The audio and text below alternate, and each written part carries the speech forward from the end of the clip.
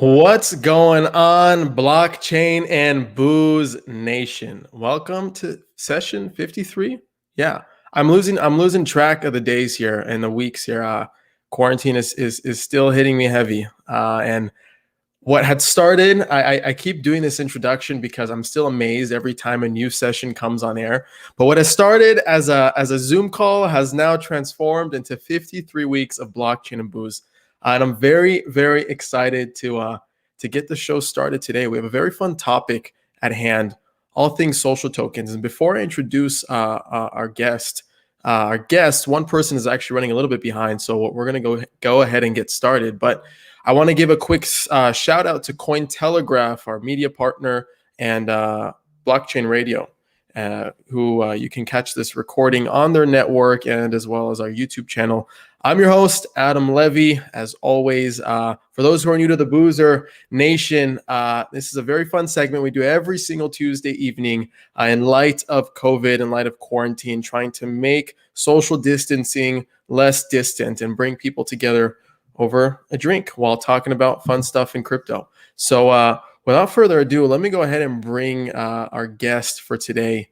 His name is Jess Sloss. What's up, Jess? How you doing, man? Cheers. Welcome to Blockchain and Booze. Great to have me. What an intro. The energy, the music. Dude, you got to have the energy. You got to have the music. This is Blockchain and Booze. It's the best show in crypto. I'm really excited to have you on. Thanks for being here. Well, you had me at blockchain and booze. I think that was your DM was just blockchain and booze. So here we are. I remember you replied was like, so does that mean I get to drink on a Tuesday evening? Hell yeah, let's do it. I'm like, that's the energy. How you feeling, man? What are you drinking? I'm good. I've got a dark lager from Vancouver Island Brewing. I'm up in BC. Let's give them a shout out here. I know it's coming. It's still cold up here, so we've got to drink the dark beer. Quality stuff. Nice, man. Well, welcome to session 53. Today, we're going to be talking about Web3 solutions for the creator economy with a specific focus on social tokens. And I'm actually going to bring on Andrew's here as well. So I'm going to go ahead and bring him on as well. What's going on, Andrew? Hey, guys. How you doing, man? Hey, Jess. What's up, Andrew? Good to see you, man. I'm sorry about that. No worries. Welcome to Blockchain and Booze. Are you drinking anything? No, I'm not, actually. It's all good. I'm drinking for you, bro. I'm drinking for you. How are you feeling, Andrew? Where are you tuning in from? Miami Beach. Okay, cool. Yeah. Nice. So, guys, we have quite the session planned for today. You guys are each your own experts in your own respective light. So I'm gonna let you guys do more of the talking. I'm gonna shut up. But before I shut up, give me a quick intro on each of you. We can start with Jess and then work with Andrew. Sure. So my name is Jess, and I run an organization called Seed Club, which is a social token incubator. So we're really fascinated with how tokens can be used by creators in their communities to create value, align value within their communities. Just a whole lot of really exciting opportunities, I think, that represent value for creators in their communities at the core. Started about 6 months ago. We run a cohort-based program that essentially exposes to community leaders just to the latest and greatest fire hose of information from our network of collaborators.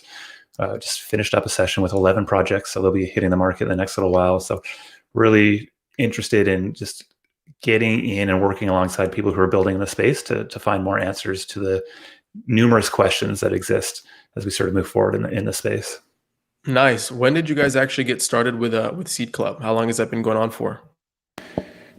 So we started off as a Telegram group. You started off as a Zoom call. We started off as a Telegram group. Good things come from little things to start. So we started in August or September of last year. Ran our first cohort with projects like RAC and Connie Digital and Alex Massmage, and ran a hackathon at the end of last year. And again, just worked through with 11 projects right now. And shameless plug, we have a big event happening tomorrow and through Friday called the Crypto Creator Summit. So summit.seedclub.io. Just really 6 months seems like forever ago, but in the NFT land, especially the last 2 months, it felt like a year. Lots happening. Nice. 11 projects in 6 months. Not a bad start. Andrew, tell me a little bit about yourself. Who you are, what's your background, and what are you working on today? Great. So I was originally a lawyer, but I bought Bitcoin in 2011. Unfortunately, it was with Mt. Gox. So I might get some of those coins back. Have an active claim going right now. 2017, 2018, I got involved. I mean, everyone was investing in a lot, but I personally was the founding CMO of Hedera Hashgraph, the Reserve Protocol, and Good Money, and built and popularized those protocols within their initial phases. Hedera was first, Reserve was second, and then Good Money was third, in a sort of more longer term stay for me. Took some time off last year, and then more recently got back involved in the mix to catch the crypto summer, I guess. And I had a pretty incredible, fortuitous, I guess, introduction into Bitclout by a friend of mine. And so I completely accidentally started the Telegram community, which is the Telegram/Bitclout. And now, started with a couple of friends, bitcloutlist.com. I think we're still one of the top 30 or something coins. We weren't really focused on being one of the top coins. It just kind of happened.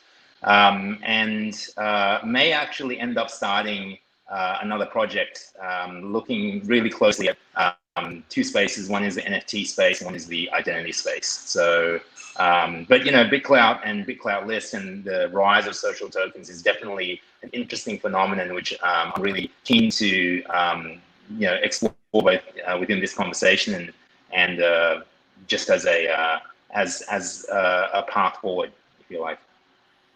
Nice. I think that's a perfect way to segue. Both of you, obviously, we dropped the buzzword of today, social tokens. I want to get a quick definition from each of you. What is a social token, and why is it important? And we can do a quick definition from Jess, and then one from you, Andrew. And the reason I like to start this off is because people who watch the show, they're all from different backgrounds. So it's good to just give a quick clear on that.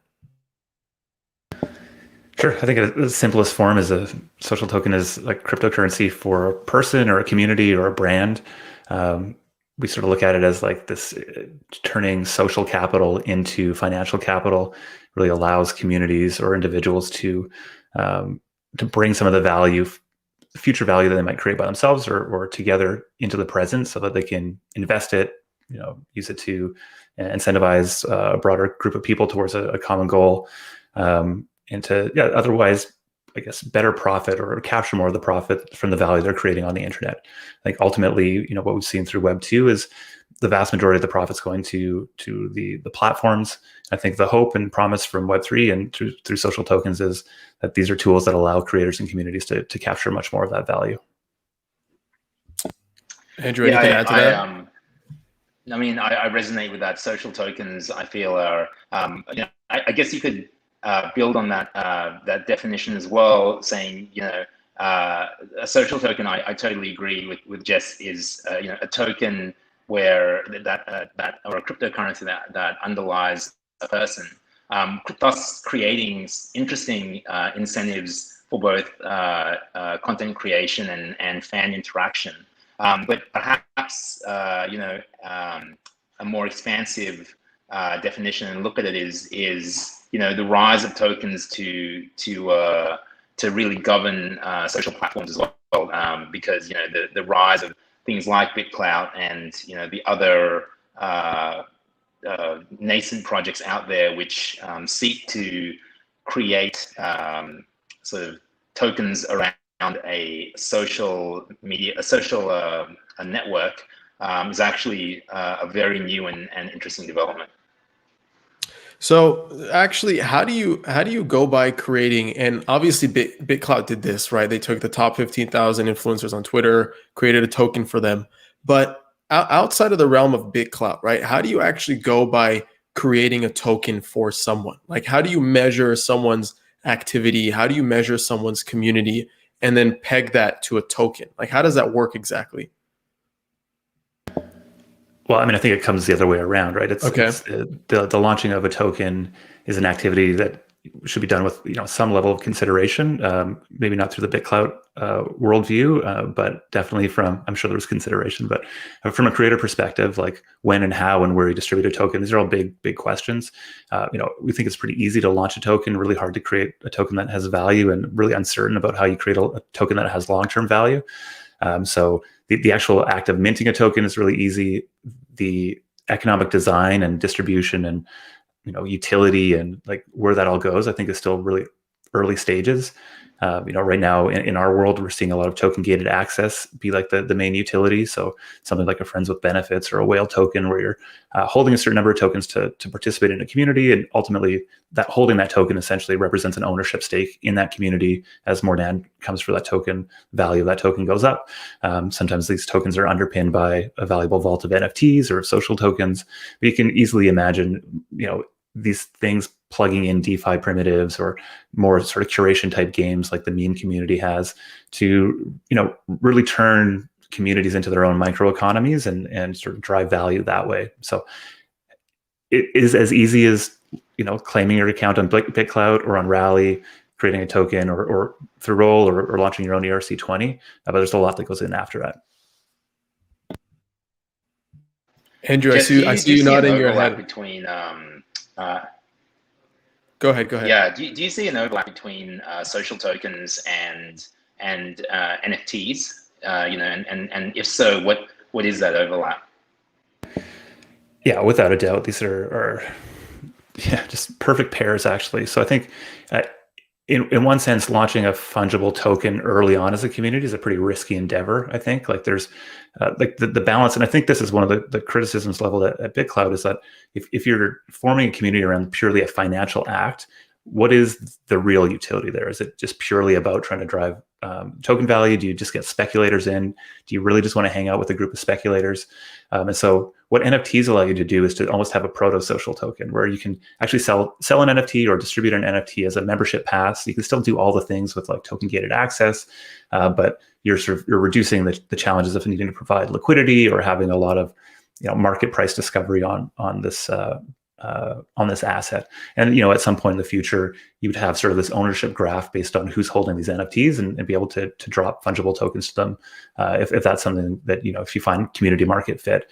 I also think that NFTs are an amazing way of generating on-chain cash flow, which is a thing that's missing from, or was at least missing from, a lot of these social token communities, where you are collaborating as a group of people to curate or to create something, but there was no real mechanism to actually build a treasury that you could use to stand up liquidity, or you could use to otherwise incentivize or reward people within your community. And so we're seeing, and you'll see around, like a lot of artist communities coming together to collaborate on NFT collections, where the revenues, or a big chunk of those revenues, live in a multi-sig or in a DAO, and having that on-chain revenue. And I think there's a ton of like innovation and new products that are going to be built along these lines, because there's so much value in getting that revenue on chain. So I guess like, yeah, it's interesting because I've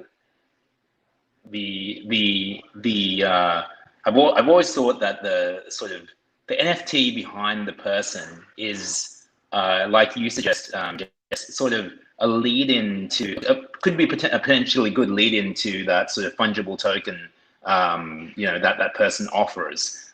Both in my thinking are actually kind of underlined by a belief that that person is going to add value in some way, shape, or form, and not see this whole thing as just a quick grab for money. It's as if like Marvel comics, the reason you buy a #1 Spider-Man is because you believe there's going to be no more prints of it, and that theme of Spider-Man will exist and subsist through time and continue to gather the thoughts, the dreams and the ideas of people, and that belief in that thing, that idea, is also sort of similar to, I think, when you buy either an NFT or even a creator token, for someone, you kind of believe that they are going to either make something of themselves or make something of the people who hold their tokens. It's that inherent belief in that person that drives the value. It's actually quite an interesting paradigm shift, but quite a parallel one to what I just described. Yeah, I think there's like a lot of interesting things that come out from that. So you get these dynamics where people are actually, there's more of a message in the transaction and in the purchase than there is in the actual holding of the item. So like trying to build relationships. We just, auctioned off 3 NFTs for our event. So sponsorship for our event basically had one NFT for each day, and whoever bought it essentially unlocked content for everybody for that one day. But we saw the people who actually bid on it were folks who were really more about cementing a relationship with Seed Club rather than the sort of eyeballs or attention they might get. And I think we've seen that across multiple collectors networks. I also think it sort of draws an interesting question around, like, so there is still a lot of trust that's embedded in these. And so look at a coin like Alex, right? So Alex, there's really no real utility baked into Alex's token whatsoever. He had raised $20,000 at some point to get to SF and start a company, and he was going to return some of his revenue to the token holders. But really what it was a bet on was like that Alex is going to go do cool stuff in the future, and that I'd rather bet on Alex than maybe any one of his cool things in the future. And so there's like this underlying premise belief that he's going to, if he launches a token in the future, he'll take care of his early token holders. But for people out there who don't know Alex, it's maybe not the best bet to make a bet on Alex, right? You don't know who he is. But I met Alex in Berlin in 2019 when he first came into the space, and I've seen his entire rise through to launching Showtime right now. And in my mind, it's a very safe bet to back Alex. And so that trust mechanism's there that I think is super interesting. But broadly speaking, I think trusting individuals is, the scalability that's a lot lower. What I think we'll see is most of the value of NFTs and within social tokens sort of migrate to more of these DAOs or community type organizations, because there's more of like do you as a supporter want to invest in an organization that has many people and you're making a bet across many people, or am I betting that Andrew's not just going to go hang out in Miami and live the rest of his days down there because, but you got to work, Andrew. You just hang out on the beach all the time.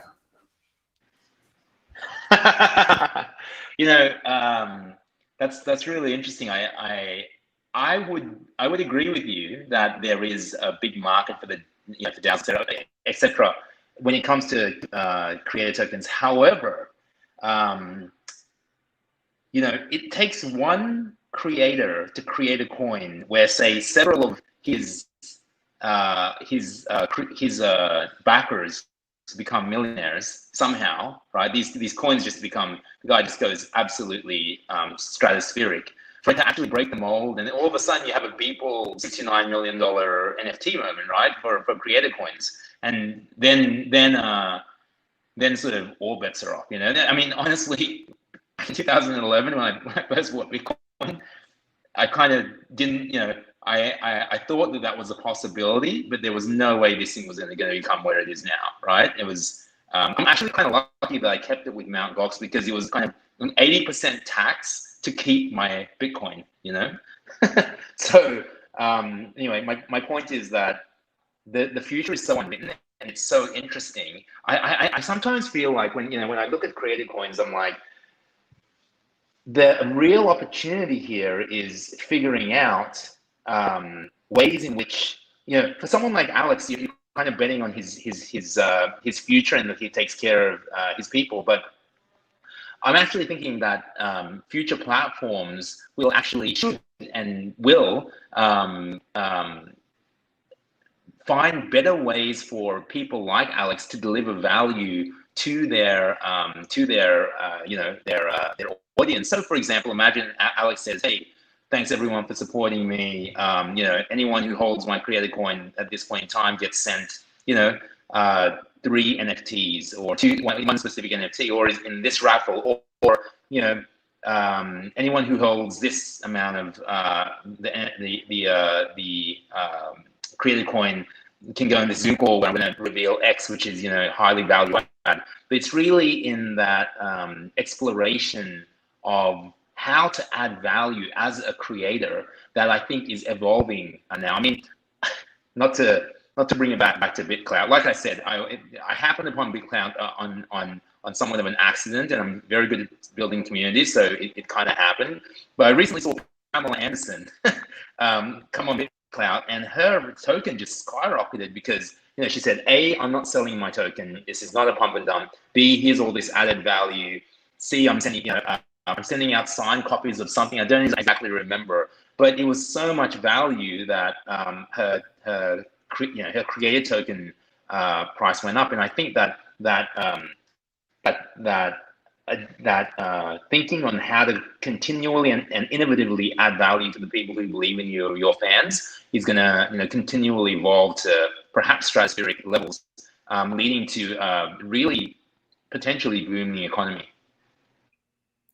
So you guys touched upon two really like a bunch of actually interesting topics, but I want to get on the point of Pamela because I came across that story today, and Jess, you started bringing up the discussion of DAOs, right? So just to dive into that for a minute, do you imagine like top creators, right, influencers, musicians, creating their own DAOs, managing their own Discord channels, and going through that like decentralization route when it comes to funding their careers and basically building communities? Like, how do you imagine that kind of coming into play? I think some will. So, C Club makes a big bet on crypto culture, and so like I think there's enough innovation and challenge to things to figure out in the crypto side of this world that we're really focused on that. But I think there's a parallel world where the creator economy just smashes into tokens in a less Web3 or a less decentralized way, and I think that's will be net beneficial. Obviously, trying to build. Right now the model for most creator coins or social tokens is to build a membership site. And if anybody's built a membership site in the past, you know that it's actually a really heavy lift, right? It's asking a lot of you. I think Whale has something like 12 moderators. They're on full-time staff. It's a whole startup in and of itself. And so we see that as an opportunity. We think communities are investable. There's certain types of communities that are going to be really successful. That's really what we're excited to back. And then on the creator side of things, most of the creators we're working with are mostly in and around the NFT space. And I think the tooling to step into a creator coin from that sort of, I don't want to go down and build out this full decentralized infrastructure. I'm worried about managing my private keys, et cetera, which are all really reasonable concerns. I don't think we've seen really early developments in that. So like Rally.io is an example of this. Bitclout is an example of this. To your point earlier, Andrew, I think like we're going to see a personal token type platform really take off. Maybe that's Bitclout, but really where it removes a lot of like the risk associated with launching these things and actually returning value back to token holders. I think that still is, a lot of regulatory uncertainty that lives there. So, expect there to be development across the board, and we're going to see all sorts of different experiments. I just happen to be most interested in ones that give the power back to communities, back to creators. And I think tokens in their purest form are just like, I always say it, tokens are fucking awesome, and we should just really lean into that as much as possible. But also, yeah, we're going to see much lighter weight, easier ways of engaging that are going to take off. Yeah, it's interesting. I think Andrew froze, but I saw him wanting to intervene. But I'll continue on that segment for a bit because like my perfect scenario and how I understand social tokens and their implementations and use cases to date, like I imagine a world, and I'm going to give you my perfect use case, or my vision essentially. There's a brand new up and coming artist, okay, and he or she launches their token in a way to crowdfund their career or the initial phases of their career, right? And they receive all their payment on chain through their concert venues, right, through their performances, through their merch, et cetera, and kind of redistribute that wealth and that revenue or profit back to their token holders, right? Is that a world that you guys kind of come seeing true? Because I know it's highly illegal to do something like that right now. That might be considered a securities at some border, right? But like when do we see that type of world coming to fruition? Because me personally, that's like the most exciting use case that I see beyond, Andrew, you say creating value for these token holders, right? And for these token issuancers. Like when do we see a world like that coming into fruition? Sorry, do you mean a creator would issue tokens that would give those token holders access to a show, so almost like a ticket? Is that right? Less about that, because I could see that transforming more through an NFT, right? But I'm talking about a world where a creator launches a social token, okay, a musician, and They use those tokens to crowdfund the initial stages of their career. They raise $1 million, right? That $1 million gets applied to creating their first album that's distributed on Audius, for example, right? Let's say Audius issues royalty payments in the form of tokens on chain, right? That revenue that person collects is then distributed as a thank you, as a reward for its early token holders, aka investors, right? Kind of playing that future Web3 scenario when people are detaching for the middleman and actually their sole, I guess, managers, right? And they might have their own startup teams, for example, and rely less on the publishers. Does that make sense? I think there's a difference between if those tokens are, if when you sell the initial tokens, you are saying, hey, buy my tokens, and you'll get the revenue coming from, that probably is more in line with the security. But what if it's just a gratitude sort of gift that the creator sort of makes afterwards, then that is definitely more in line with the sort of social token / creator token or whatever. I can see that happening. The infrastructure doesn't exist yet, or is just not popularized yet. But the product market fit, I think, is somewhat there. You'd really have to test something like that because of you look at projects like the artist projects like Indiegogo or Kickstarter, for example, and there is no reason that wouldn't work under a token system or for personal tokens. I think that as you see more and more people contributing to their fans and the people who buy their tokens in especially people who are well known, the Pamela Andersons of the world, it will give people more confidence to invest in those people who are sort of earlier on an earlier stage, because it will sort of penetrate the psyche of the world, really, and of popular culture, that this is something that that is a possibility and something that happens. It's as simple as it may be. It may 100 years from now be something similar to, say, getting a scholarship for college or something, where you have sort of funded scholarships or by people who believe in this certain person, and there is almost like this social contract of that person eventually giving back. I mean, you've had weirder social contracts before, I think that's an interesting idea. Yeah, weirder before and definitely weirder in the future, I think. So I think what's, so much of what we do is having to navigate the regulatory landscape. I mean, as working in crypto, there's a lot of uncertainty here, right? So I think whether something is or isn't a security, I think that returning of revenue pretty clearly a security, especially if you're selling tokens up front. We do not sell tokens through social tokens when we work with creators. That's offside in our view, at least. I think what's more interesting is, like, does that matter, right? And I think the answer is probably not, right? And so what I think Andrew's getting at here is, as soon as there is more of an understanding that through supporting people early and earning these things, if we look at RAC's token, he airdropped tokens to, hundreds of or thousands of people who had supported him through Bandcamp, who bought his merch, who came to his shows, who all these sort of like this purchase graph, this transaction graph that he airdropped to. And the more we start to demonstrate that, just like, I don't know about you, but I use a bunch of DeFi projects because I know I want that sweet airdrop token supply, right? People are going to start to figure that out with creators as well. And so I think the fact that we're using this more as a Schelling point and just wanting to, like, recognize that through supporting, there's sort of two benefits. One, I can start to say, hey, Adam, man, I met Andrew before you knew Andrew, and therefore I'm cooler, right? So I get to signal. That's key. And we're still going to see a lot of tools develop that allow us to signal with our NFTs. I think I did know him before you, so I am cooler. But then it's not the point, right? It's not the point. And then two, I think, is like, okay, by being useful and earning these tokens, especially early on when maybe there isn't a whole lot of utility, or there isn't a market stood up, but I have seen out in the market that can be a valuable thing, which there are examples out there today already around that, and there will be many, many more if I have anything to do with it. I want to start to participate. So this idea of the audience growing the creator and being able to earn these points, essentially, these tokens that are ultimately going to be plugged into all sorts of things like NFTs as collateral in lending protocols. Definitely a thing. Social tokens to be able to do that and unlock value, 100% going to be a thing.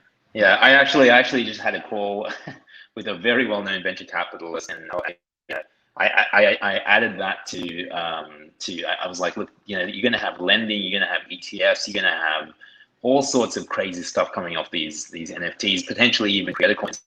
I actually think that one of the key indicators of when you first had the sort of ICO crazes, there were tons of scams, tons of pumps and dumps, right? And people were like, "Oh, this is a scam. This is never going to work." Blah blah blah. Look, what you're seeing right now, and I have lost and made a bunch of money as well in the social token space, is exactly that, right? But eventually, I think if the idea could potentially, if people start taking the idea more seriously, you are going to have this tranche of social tokens which are very much away from the pump and dump. I mean, you can still have pump and dump ICOs, but you have also very, very legitimate ICOs with legitimate teams behind them, and I think you will have that. I mean, I could envision a world where you have enough of a evolution where you have venture capital funds that are focused on social tokens, getting to know the creators, making sure they're not going to dump on you, et cetera, and then seeing how they add value. The ecosystem is very nascent, super exciting, and could potentially explode. I would be interested to know, Jess, where you think this can go in terms of what does a future look like that is replete with social tokens? Like how far can this go? Dream for me. Those are predictions that I don't want to make. I think the sky's the limit, and honestly, I've been absolutely blown away with the intensity of NFTs, and I think we're getting ready. I think for a wave of social tokens as these artists and creators start to realize that there is, where's the value in a token? It's in the collector network, right? It's in the people who are believers, those diamond hand believers, right? And so I think that's definitely a wave we're going to see. To the point of VC funds. We have been, C Club has been lovingly described as a Y Combinator for creators in the crypto space, and we really sort of see ourselves in that role, right, where we help people navigate this really uncertain space through a cohort. We receive an allocation of tokens, a very small one, and we become the first diamond hand holders of these creators. And we're extremely picky in who we work with, and we don't just launch every token. And so we're not going to have 100% hit rate when we come through our projects, but we are looking at making a long-term partnership with these creators and can bring a ton of resources to the table to help make them successful. So I think what you're going to see, in C Club as a DAO and many others like it, is that we're going to be signals to the market of trust and of credibility and of curation. And so I see there's just going to be thousands upon thousands, hundreds of thousands of these things. People are going to have, our social tokens are going to be very similar to our light graph or a social graph. It's going to be abstracted away in many ways, but there are going to be that sort of the head of this distribution curve is going to be extremely valuable. And I think and I think the long tail will also have a lot of value, but in a different way. So everything from sort of membership, association, credibility, reputation, education, trust, we're building up this identity layer as we interact and connect. And it's far more nuanced. There's a whole other axis that exists beyond just what we have in Web 2. Absolutely. Something interesting as well. I don't want to, Adam, if you want to talk about something else. No, keep it going. This is great. I actually thought about sort of, we'd love to throw this around with you, Jess, how the token design and the bonding curves work for social tokens. I had a problem initially with the and actually recommendations for the improvement of the Bitclout creator tokens, for example. Firstly, the curve is extremely sharp, right? Which leads to more speculation, pumping and dumping. Because once you get up there, you can come back down. You can double your money really quickly, and then everyone below you loses. And I also actually thought that a good idea this might actually start security, so you may have to DAOify it or something like that. But if there was this is just an example. If there was, for example, a creator coin whereby X% of the in this case Bitclout or Bitcoin or Ethereum, whatever network it's built on, were to go into a smart contract that so for example, for every transaction in and out of that creator coin, say you pay a fee of 10%, it gets left in that smart contract for some form of distribution by vote, at some point in time in future. But you actually then begin to accrue real value or monetary value within that otherwise valueless or creator coin, and you rely less on the creation of the content and actually have more on kind of it almost takes the speculation and puts a value on it, which is kind of more long term. I mean, I've had multiple ideas like that. Everything from that to the burning of, the automatic burning of creator coins when you coming down the bond curve, right? Just interested to know your thought about sort of the things you can do around, token design and token creation, smart contract design creation that could gamify the social tokens and creator coins even in an even more interesting manner. Yeah, I think like in and around liquidity is just a huge open design space. So does my dog, if you can hear that, apologies. But I think a project like Rally.io is doing interesting things there. Sorry, guys. Which is sort of like around creating this network layer where value is there's sort of like network level rewards. I think is kind of similar to Bitclout, but maybe not quite. Where the more value that's accruing on the network, the more that these sort of Rally tokens get bonded to individual creator coins, and you're sort of creating as more attention comes and value comes, all ships sort of rise in that network. And so, and the bonding curve design there is somewhat interesting. I think projects like DAOify are looking to give you more control over bonding curves, and they've done some interesting things with NFTs that sort of have like more of a dynamic interaction to them. I think this, Uniswap v3 or even looking at it like an AMM for creator coins specifically is really interesting, because like the economics just don't quite work out in Uniswap right now. There's a lot of permanent loss on the volatility, and really we're needing to really jump through hoops to incentivize a lot of liquidity. So I think I look at that as a huge opportunity for innovation. I haven't seen anything, or we don't have a project in front of us that I think really pushes that forward in a really interesting way, but it without a doubt would be something that would be interested in. And I think it's sort of like this we have these really simple building blocks right now, and those building blocks were almost built before the use case was really clear. And now we have creators who are using it and created value. And so we've had a bunch of other projects that have jumped in, but they just sort of saw the success of the original platforms or tools, and so they just kind of copied that. And so right now we're finally in a place where there are creators using it. There is enough interest in the space. There are actual use cases to drive development forward, and I think we're going to see just this like massive explosion in the tools and infrastructure that are going to support creators in the next 6 months to a year. Super interesting. Jess, I wanted to ask you, how do you kind of measure value of a token, of a community, right, beyond its market cap, if that's even a metric that you use? Like, how do you guys see that at Seed Club? Yeah, it's a big open question, and market cap is not useful. If you imagine in the future, Seed Club has launched hundreds of projects. We have a piece of those projects, and we have our own token that's trading, and part of the underpinning is these basket of social tokens. So it's almost like an index play, if you will. There's just any number of things we could do to the smaller cap social tokens to drastically inflate market cap to a way that would just be like, it's just not a useful metric, especially with super thin liquidity. So we're looking at things like number of holders, the length of time that these holders are holding them. Like the Diamond Hands Index is something that we're playing around with. And I know the Collabland team's doing a bunch of work on that, since they have some pretty interesting data. Carlos from Forefront.news is really just trying to start to surface other different metrics to kind of give you a bit more of a full picture of it. But I don't think we have a good set of metrics to understand. I mean, it's questionable whether crypto generally has a good set of metrics. I mean, to determine this, like, do we really care about fully diluted supply? Like, I don't know.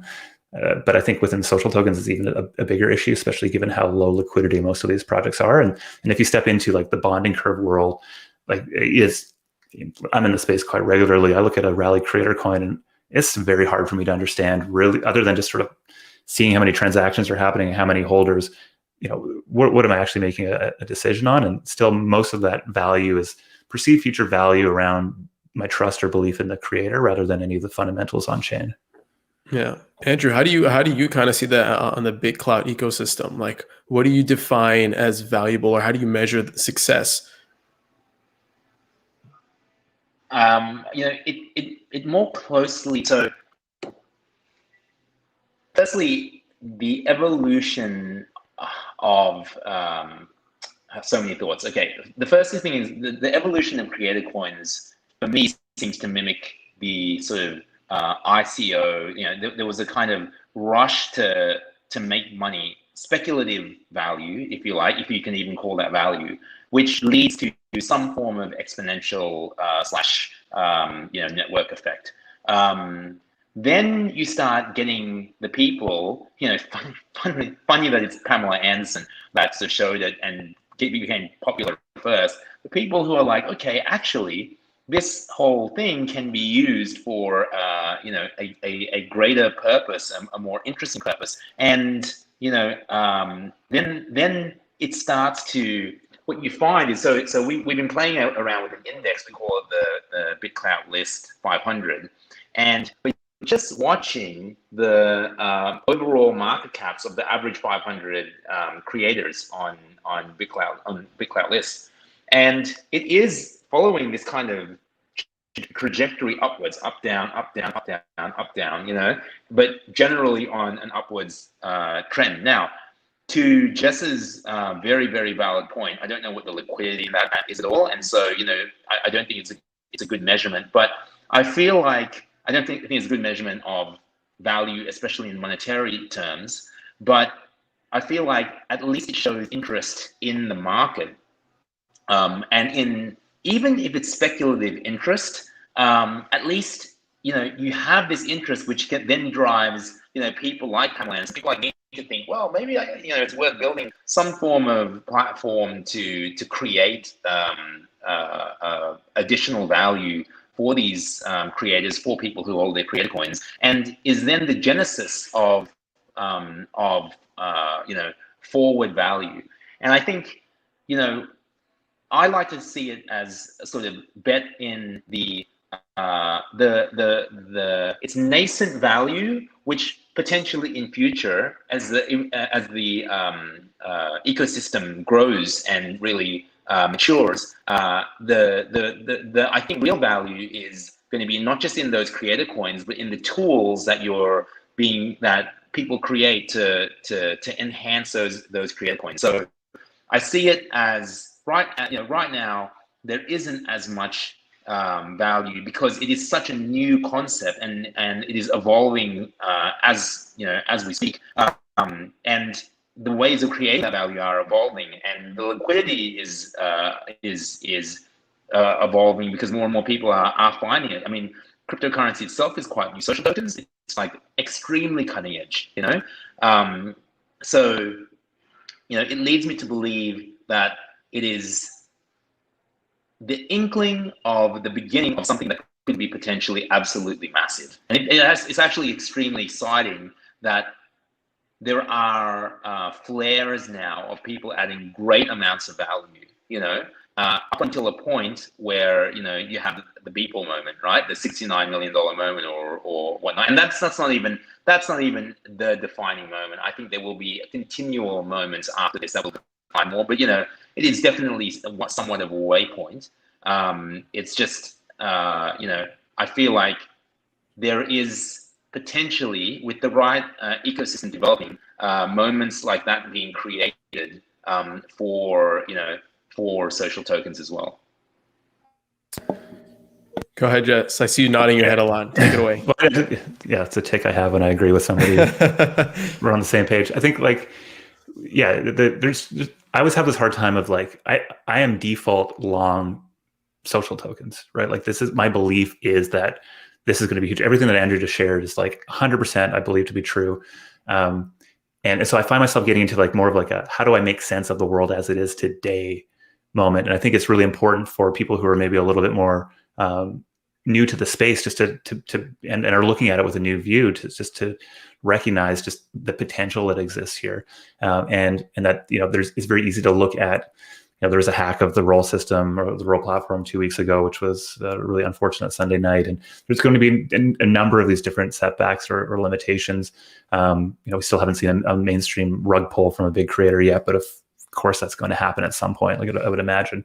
But directionally, tools, everything from the explosion in NFTs from Zora and Foundation and what the Mirror team is building, to platforms like Rally and Roll, and a number of the other ones that we see developing right now. Like there's just this massive inflow of capital. There's a ton of new users. There's this new growing number of sort of professional service providers. These are like individuals who know how to run Discord bots or who understand how community management, that are sort of growing up as well. And so infrastructure, both technologically and conceptually, are growing. And I think, as that continues to build, the launch pad for that next phase just gets stronger and stronger, and the leap gets bigger.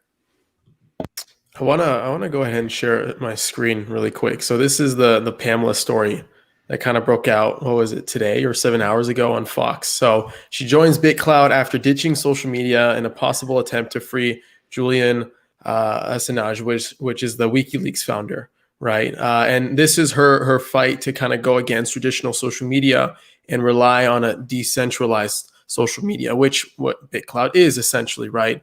And also kind of gamifying the whole market of clout, aka Bitclout. But this is like a trend you're seeing more and more, right? People wanting to fight back against Web 2 institutions, the Facebooks, the Googles of the world, right? Andrew, why do you think Bitclout is like perfectly positioned to take on that leap? Because it's a big role to fill, right? So let me be very clear here. Yeah. I am not 100% sure that Bitclout is going to be the one that, we are so early in this phase. It has gotten a great start. There are people who are, starting to use it for amazing things. It could be the MySpace to Facebook, or the Friendster, to Facebook. I don't know. It may be actually, but the format of Bitclout you're seeing now isn't the one that popularizes, but another one that has access to the API of the actual Bitclout blockchain ends up becoming the primary user gateway. So it's first to market in a lot of ways for a lot of very novel concepts, right? I mean, look, a lot of it has been done before, but the way it came to market, almost kind of piratey. I don't even know if it's legal, to be honest. I know the founders are being sued or attacked legally because of the use of names, blah blah blah. But that's what pirates do, man. It's part of it. Yeah. So there are a lot of, but either way, it has shown there are two things. Firstly, it's shown that this is a possibility, and now smart minds. It's like I don't remember how long is it, the 3-minute mile or something. When you break it, right, then people start thinking things like this are possible, and then you have constant innovation in the space. It's just fantastic to see. There's one other point I wanted to make, quite a little bit unrelated to that, to your question, but very related to Pamela Anderson example. There was a couple of situations where I had a friend of mine, very well known within Hollywood circles, right, who was telling people about, he started telling people about how to onboard them to Bitclout. His name's Jake Udell. I know he's a great guy, but he basically was telling one or two celebrities how to do it. So they came on, and as you said, Jess, they saw the money and they rug pulled. Well, one or two of them did, right? And so a couple of things happened when this happened. The first thing is he got really pissed off with them, right? He's like, look, you can't scam like that, right? The second thing is there was a backlash, right? And the third thing is there was community backlash, at least in the Bitclout community, which the Telegram group. And the third thing is one or two of them actually bought back their creator coins because they started realizing there are damaging reputational issues to you actually doing that. It's then consequently somewhat self-reinforcing, right? How Pamela Anderson, I bet she would love to take all that money in her contract and bring it out and give it, hold it to herself. But can you imagine after she's made these announcements, the press that she would receive? If Elon Musk came along and rug pulled, that would be a disaster PR-wise as well, right? A smallish TikTok star, yes, that is a possibility. That's why you have to assess those personalities a little more carefully. But there is a self-regulation that will occur here based on reputation. And so I find that really interesting that there is that self-regulation, and B, that it naturally forces the industry to become a little bit more cleaner. Similar to say, what happened with ICOs, and people to be more wary about people who may not be trustworthy. That feels like a Black Mirror episode. I don't know if that is a Black Mirror episode, but it feels like something Black Mirror would do. Like your identity is strictly associated now to a price, right? And your reputation, and it's incredible. Well, that's why I think Bitclout isn't that interesting. I mean, it is interesting for all the reasons you've explained, Andrew. Like, I totally agree. It's and I think it's a net positive for the space. What really stands out to me as I work with creators day in and day out is how the fact that their creativity is tied to a price on the market is the least interesting point about it. It's actually a huge detriment. It's the reason why many of them, think twice about launching a token, as they should. It changes the dynamic quite a bit. And so I think like the most creative people, the people that are going to be driving culture, are not leading with wanting to be traded on a creator stock exchange. It's just not the utility they want. Second, I think that the fact that people we go hang out in places on the internet because of connection and because of creativity and entertainment. And I think the jury is way out on whether Bitclout is going to be able to bootstrap any of those sort of things just based on token price alone. And so my guess is, I had to consider the idea that there would be sort of like an evolution of somebody building on top of the Bitclout API. I think that's kind of interesting. The bet that I make with our creators and I work with our creators is that the majority of the innovation is going to happen in the open web ecosystem that happens to be on Ethereum right now, or chains that are tied to Ethereum. I think when you look at like assuming that we're super, super early, it is a very big risk to go build in a system that is closed and that does not allow you to have access to that broader innovation ecosystem. So if you look at great things coming out of Flow, great things happening on different Ethereum L2s, there's just all these friction points that still lead you to believe, or me to believe, that launching on Ethereum, or at least into a chain that has a very clear bridge to Ethereum, is the smart move right now. So I think rolling your own blockchain will have a lot of benefits in the short term, but I think really does limit a lot of optionality in the future. And so people who are being very, very serious, if we're going to go invest and co-create in a community project, the idea of doing that on something like Bitclout or another sort of proprietary or closed ecosystem, or ecosystem that doesn't fully tie into like the billions of dollars that are being pumped into the broader open web, is a much more considered decision that we'd have to make. So it's very much experimentville in a world that is still very much experimental, but has a lot more risks, I think. Yeah, one thing that I find particularly interesting, and Jess, this is diving more into DAOs, right? And how a lot of these organizations will be run and governed. One thing that I keep coming back to is the accountability and I guess, like, how do you keep community members accountable when building these ecosystems? Like, right, how do you distribute tasks? How do you distribute roles and assign things to people to do to push the ecosystem forward? Like, what does that look like?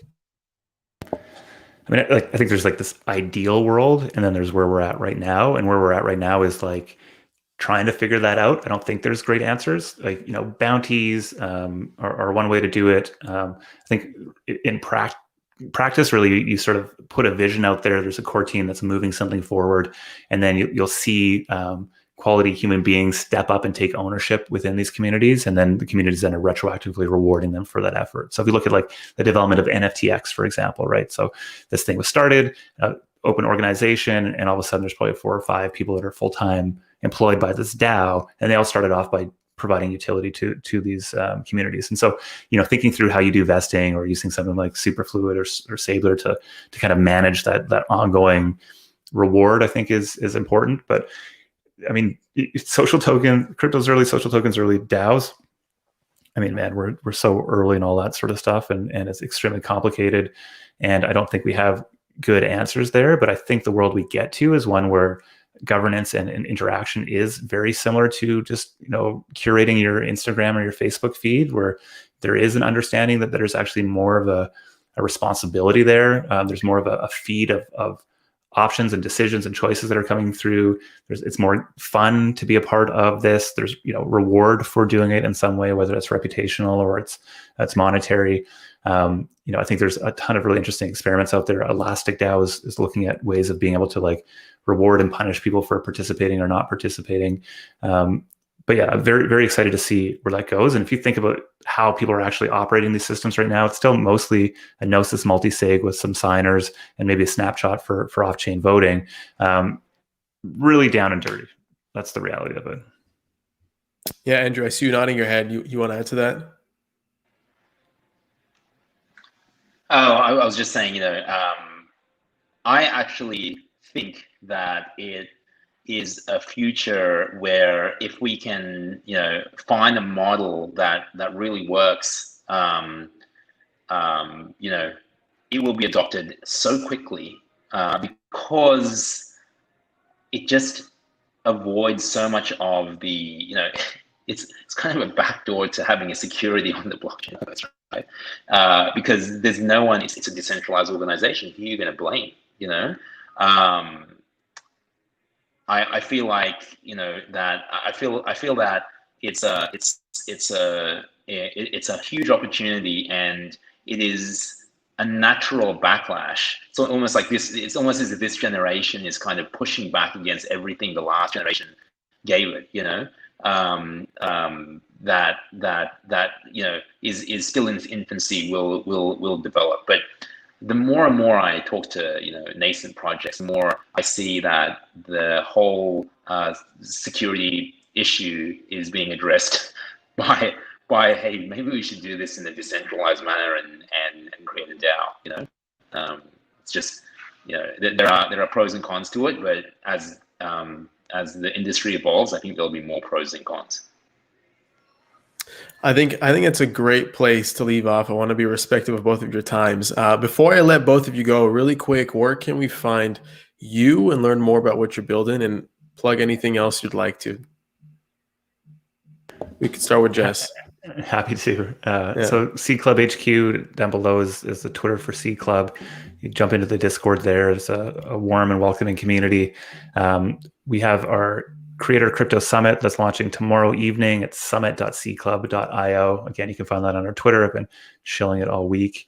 Really great speakers there from the creator economy and deep within the crypto space as well. So it's a wonderful exploration there.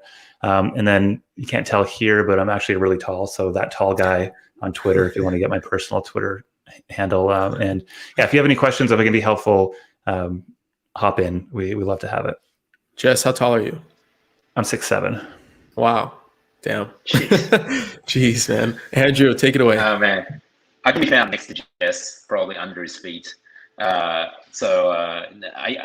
honestly, it's funny because I'm the, I am the creator of the Hedera community and the Bitclout community and the Reserve community. I actually don't know if I still hold the Reserve creator title on Telegram, but I actually am very, very quiet on socials. So I love building communities, but I hate being in front of them. In fact, the reason I'm on this podcast now is as a favor to Ariel, who's a buddy of mine. I really avoid podcasts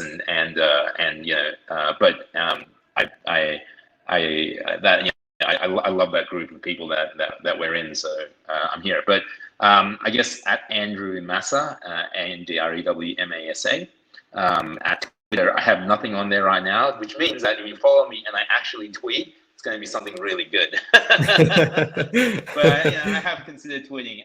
You can also follow at Bitclout list. I'd recommend that. A lot of good tips and a lot of good thinking around social tokens. And you know what? Yeah, follow my Twitter, because I am looking, I think, at two things which might revolutionize one, identity, and two, NFTs. And I'm still doing a lot of due diligence on them, but I did a lot of due diligence on the Hashtrap algorithm, and help build both that and the reserve protocol. So I've got a pretty good track record, and so I think the next things that I go for will be interesting, at least, to say the least. And also check out Seed Club HQ, because Jess is awesome. I'm a big fan.